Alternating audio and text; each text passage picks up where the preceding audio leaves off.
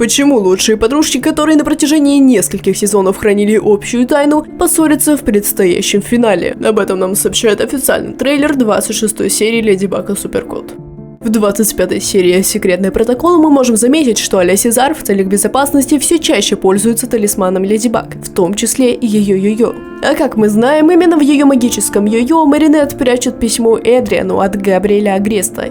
Может ли быть, что Рена Руш узнает о личности монарха именно из талисмана Леди Баг, что и послужит почвой для ссоры двух лучших подруг? Ведь, как мы знаем, Аля не приемлет ложь. Это всего лишь теория, но правду мы узнаем совсем скоро в предстоящей 26-й серии. А пока подписывайтесь на канал, чтобы не пропускать новые интересные видеоролики.